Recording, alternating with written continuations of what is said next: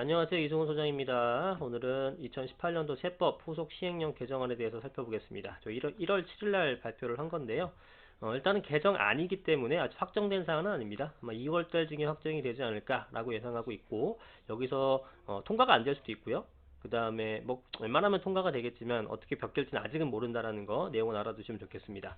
페이지가 232페이지짜리예요. 근데 우리가 볼 거는 부동산에 관련된 내용만 보면 되니까 한 10페이지 정도만 보면 됩니다. 페이지로 보시면 21페이지서부터 있으니까 원본을 보실 분들은 21페이지서부터 29페이지 정도까지만 살펴보시면 좋을 것 같아요. 자, 먼저 살펴봅니다. 주택임대사업자 양도세 특례 시 임대료 증액 제한 요건. 근데 뭐 임대료가 연 증가율 5%다 이하일 것이다. 이거 다 내용 아는 거니까 특별히 신경 쓸 건 없고요. 요 내용은 1세대가 내가 주택이 하나밖에 없는데 그걸 내가 살지 않고 민간임대사업자로 등록을 했다. 그러면 거주기간 채우지 않아도 비과세를 받는다. 그 내용이고요. 이번에는 내가 주택이 2개예요. 내지는 3개예요. 근데 내가 거주한 주택을 제외한 나머지 주택은 다 장기임대주택을 했어요.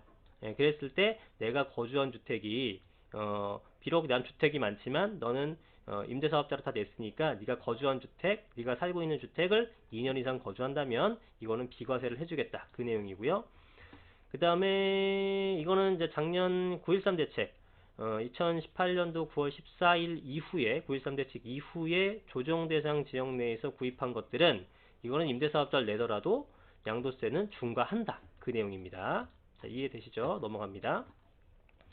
그 다음에 작년 4월달 전 2018년 3월 31일까지는 5년인만 임대하더라도 지금의 웬만한 혜택은 다 받을 수 있다. 하지만 지금은 8년짜리만 남아있다. 5년짜리는 잊어버려도 된다. 이렇게 생각하시면 됩니다. 이거는 뭐 옛날 얘기니까 안 하겠습니다. 다음 여기가 이제 언론에서 많이 나오는 내용들인데 어떻게 보면 거의 처음 나왔었던 내용입니다.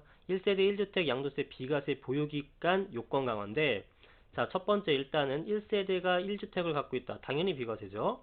요건은 2년 이상 보유만 하면 된다. 다만 조정 대상 지역 내에서 파리 대책 이후 17년도 파리 대책 이후에 구입한 것들에 대해서는 거주 요건 채워진다. 자, 요 내용까지 다 아시죠? 근데 뭐가 바뀌었냐면 보유기간의 계산이 바뀌었습니다. 그래서 1세대가 1주택 이상을 보유한 경우에 다른 주택들을 모두 양도하고 나서 최종적으로 1주택이 남았을 때부터 날짜를 계산한답니다. 그 전에는 어떻게 계산했냐면은 취득시부터 계산했죠. 취득시부터. 그래서 내가 뭐 2005년에 구입해서 2007년까지 살다가 10년 동안 임대주고 팔았어요. 그래도 거주기간은 채운 거죠. 왜냐하면 취득일서부터 계산한 거니까. 근데 지금부터는 그게 2주택이었을 경우에 A주택, B주택이 있으면은 예전 같으면은 B주택을 좀 차익이 적으니까 먼저 팔아서 세금을 좀 맞더라도 팔고, 차익이 큰 A주택을 B주택 판 다음날 팔아도 비과세를 받았어요. 왜냐면 양도 시점 기준으로 1주택이기 때문에. 그런데 이젠 그게 안 된다는 거죠. B주택을 팔고 나서 최소한 2년을 보유하게 되어야만 그때 1세대 1주택 비과세를 받는다는 내용입니다. 그렇죠? 예, 이거 뭐 문자 자체는 어려운 게 아니니까 이해되시죠? 굉장히 강화된 법률이라고 할 수 있겠죠. 적용 시기는 언제냐면요. 내후년부터입니다. 2021년 1월 1일부터 양도하는 부분부터. 그러니까 정부가 요구하는 건 뭡니까? 올해나 내년까지 좀 팔아라 이 얘기입니다. 그 다음에 주택임대사업자 거주주택 양도세 비과세 요건 강화입니다. 그건 뭐냐 하면, 자, 장기임대주택이나 뭐 가장어린이집 같은 것들을 보유한 상태에서 본인이 거주주택 양도시 비과세, 아까 같은 내용이죠. 내가 거주한 주택이 있고 나머지 주택은 장기임대주택을 놨어요. 그러면 비록 난 주택수가 많지만 내가 거주한 주택은 거주요건만 채우게 되면 비과세 해준다. 왜냐하면 넌 다주택자지만 그래도 그 임차인들을 위해 이렇게 그 투명한 임대사업자로 등록했으니까 그거는 그 주택수에 산정하지 않고 네가 거주한 주택만 1주택으로 보고 그 비과세 해주겠다 이 내용이죠. 자, 그런데 이게 어떻게 개정됐냐면 보유한 기간 중 2년 이상 거주입니다. 그래서 해당 주택을 보유하지 않고 임차해서 거주한 기간은 거주 기간에서 제외합니다. 사실 이거는 적용되는 분이 많지는 않을 것 같아요. 그래서 그냥 가볍게 넘어가도록 하겠습니다. 어쨌든 내가 구입하고 나서 보유한 기간 중에서 거주를 해야 된다. 임차 기간 하지 않는다. 그 내용입니다. 그 다음에 장기 임대주택이나 이런 것들에 대해서 거주기간 충족 시 회주 제한 없이 1세대 1주택 비과세 해줬어요. 자, 여기서부터가 좀 많이 헷갈리고 어려운 데니까 잘 들어보세요. 자, 그 내가 주택임대사업자 등록을 했죠. 그 다음에 내가 거주하는 주택이 있습니다. 그럼 아까 말씀드렸다시피 장기임대주택 등록한 것들은 주택수에 포함을 안 시키죠. 거주기간, 그게 거주주택 비과세 요건이에요. 이거를 횟수 제한이 없이 무조건 1세대 1주택 비과세를 해줬죠. 그쵸? 이해되시죠? 근데 이제는 어떻게 되냐면 장기임대주택 보유의 경우는 최초 거주주택에 대해서만 비과세를 해주고요. 이거 평생에 한 번입니다. 그래서 내가 A, B, C 주택이 있어요. A, B, C 주택이 있는데 B, C를 장기임대주택을 했고요. A 주택을 내가 2년을 거주했어요. 난 3주택자지만 B, C를 장기임대 등록했기 때문에 A 주택을 2년 거주하면 A 주택 어떻게 된다? 비과세 받는다. 몇 가지 요건만 충족하면. 그리고 나서 B, C가 남았습니다. 그래서 B, C를 의무임대 기간 다 채웠어요. 그 다음에 B를 다시 2년을 거주를 합니다. 들어가서. 그죠? 의무임대 기간 채웠으니까. 그럼 어떻게 됩니까? 다시 거주주택 비과세로 또 비과세를 받을 수가 있겠죠. 그죠? 근데 그게 안 된다는 거예요, 이제. 이제는 A주택 한 번 하게 되면은 너는 남은 인생은 도저히 이제 더 이상은 비과세를 받을 수 없다. 거주주택 비과세를 받을 수 없다. 그 내용입니다. 가정 어린이집을 해준다니까 이거는 뭐 해당되는 분이 거의 없고 대부분은 국민의 99%는 장기임대주택이잖아요. 그러니까 평생 한 번만 거주주택 비과세 혜택을 받을 수 있다라는 겁니다. 이게 좀 그죠? 세게 나왔죠. 자, 이해되셨고요. 요것도 굉장히 어려운 내용입니다. 장기임대주택 또는 가정어린이집을 거주주택으로 전환한 주택에 2년 이상 거주 시 이게 저도 처음에 법조문 찾아보고 한 1년 전쯤 봤었는데 너무 이게 용어가 헷갈려가지고 5번, 6번 읽어도 막 해석이 안 됐었는데 이거 잘 들어보세요. 자, 기존의 거주주택이 있어요. 그러니까 아까처럼 A, B, C 제가 설명드렸죠. A주택을 내가 거주를 하고 BC가 주택임대사업자 등록한 주택이에요. 그러면 A주택이 뭡니까? 그게 기존 거주주택입니다. 기존 거주주택. 그죠? 그러면 기존 거주주택을 비과세 양도한 후, 비과세 양도 받았죠, 한번. 그 다음에 나머지 또 BC 중에서 다시 B를 등록한다 그랬죠? 이럴 경우 임대주택 같은 것들이나 가정어린이주택으로 이사해 다시 거주하는 주택. 그죠? 이번엔 B주택입니다. 그게 직전 거주주택 보유주택이라고 표현합니다. 법조문에서는 직전 거주주택 보유주택. 자, 이럴 경우에 직전 거주주택 양도 이후 A주택 양도 이후에 이해되십니까? A주택 양도 이후분부터 양도 차익분, B주택의 양도 차익분은 비과세를 해줬는데 결론은 뭐냐면 장기임대주택 이제는 과세로 전환하겠다는 겁니다. 이 내용이랑 일맥하는 거예요. 평생 한 번만 해주고 더 이상은 과세하겠다예요. 근데 가정어린이집은 계속 비과세 해주는 거고 역시 가정어린이집은 계속 비과세 해준다. 장기임대주택은 결국은 평생 한 번밖에 안 해준다. 그 내용입니다. 예, 이해되셨죠? 그 다음에 그런데 장기임대주택 또는 가정어린이집을 거주주택으로 전환하여 거주주택으로 전환했는데 1세대 1주택이에요. 이때는 비과세 해준다는 겁니다. 자, 아까 제가 A, B 설명드렸죠? A, B, C에서 A주택을 거주했다. 그게 뭡니까? 직전 거주주택. B, 그리고 A를 팔았어요. 그 다음 B, C가 남았는데 B를 의무임대기간 채우고 거기를 거주하기 시작했어요. 그게 뭡니까? 직전 거주주택, 보유주택 이렇게 되는 거죠. 근데 이 상황은 뭐냐면 A, B, C가 아니라 A, B만 있었던 거예요. 얘는 지금 A, B만 있어서 A를 거주하고 B는 임대사업자 내서 A를 거주주택 비과세를 받았죠. 그럼 B가 어떻게 됩니까? 이제 A주택을 팔았으니까 B만 남았죠. 이 B만 남은 상태에서 얘에 들어가서 2년 거주했을 때는 어떻게 되느냐? 그죠? 이 위에 거랑 이 아래 거랑 내용이 살짝 다릅니다. 이랬을 경우에는 비과세를 해준다는 거예요. 다만 직전 거주주택 양도 이후 양도 차익분만 비과세 해주는 거예요. 그죠? 자, 이게 이해가 되셨는지 모르겠습니다. 자, 이거 좀 그림으로 좀 설명드려야 되나? 자, 이렇게 있어요. 이게 무슨 얘기냐면 이게 A주택이에요. A주택. 예, A주택인데 A주택은 여기서부터 여기까지 거주요건 채워가지고 여기서 비과세를 받았습니다. 비과세를. 예, 비과세를 받았는데 이제 B주택도 있죠. B주택. 예, 이거는 거주한 주택이었고 B주택은 임대한 주택이 있어요. 임대한 주택. 임대한 주택인데 B주택을 여기서 팔았잖아요. 예, 이거는 어떻게 됐어요? 비과세 받았다 그랬죠? A주택을. 근데 B주택은 요때쯤 팔았어요. 그럼 당연히 이쪽도 2년을 거주했어요. 2년 거주.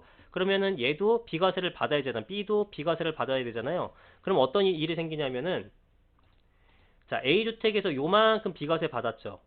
B주택을 또 요만큼 기간 동안에 비과세를 받았죠.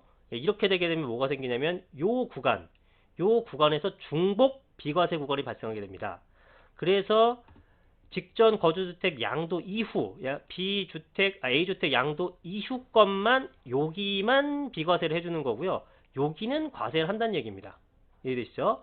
예, 2년 이상 거주 직전 거주 양도시험 비과세 여기만 비과세 해준다는 거죠. 그러니까 여기 비과세 여기 비과세 결국 얘 비과세 다 받은 거예요. 근데 지금 A, B, C였을 경우에는 이조차도 과세를 한다는 거예요. 장기 임대주택은. 예.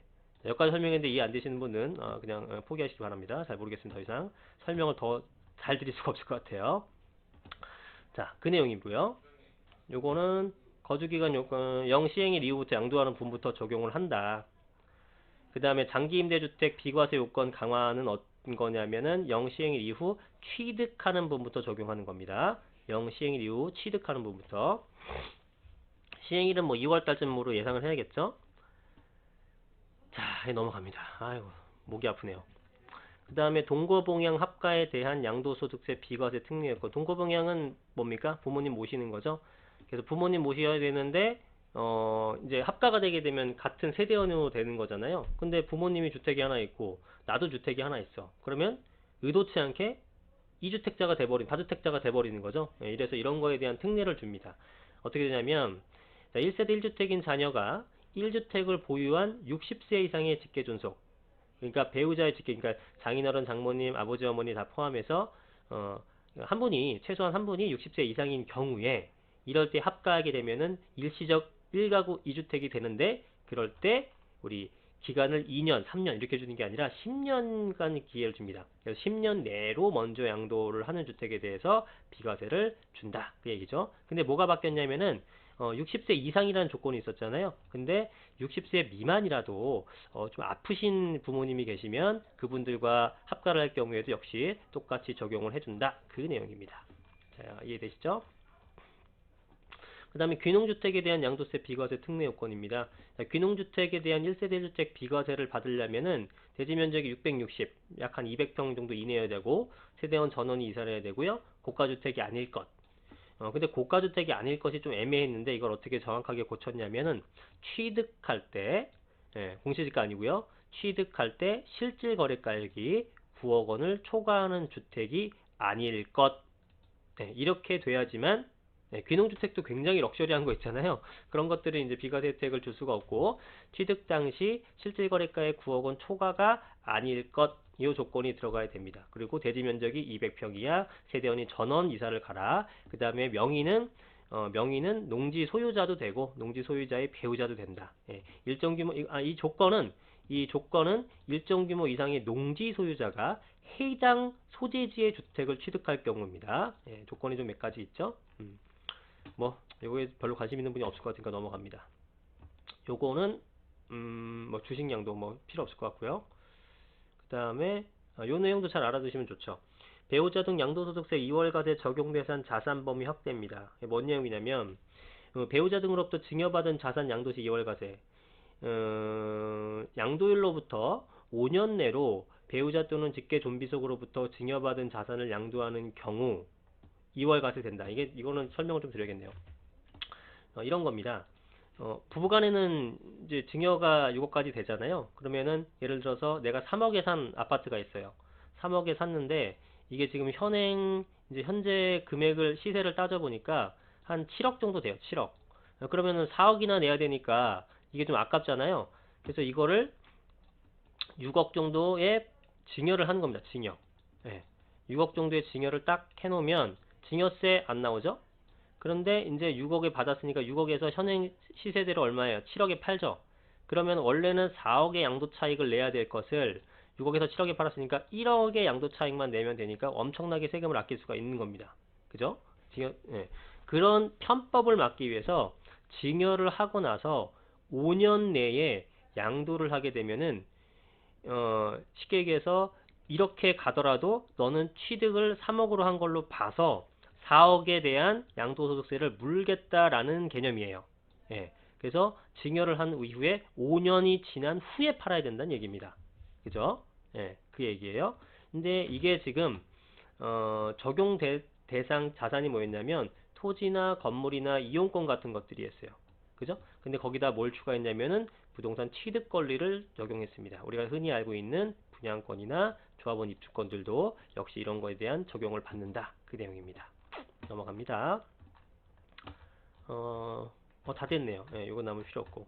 그래서 요 정도를 좀 알아두셔야, 뭐, 시행령이 최종적으로 확정된 다음에 다시 한번 살펴봐 드리겠지만, 내용을 좀 잘, 숙지를 하셨으면 좋겠습니다. 이해가 안 되시는 분들은, 뭐, 두 번, 세 번 반복해서 보시면 좋을 것 같아요.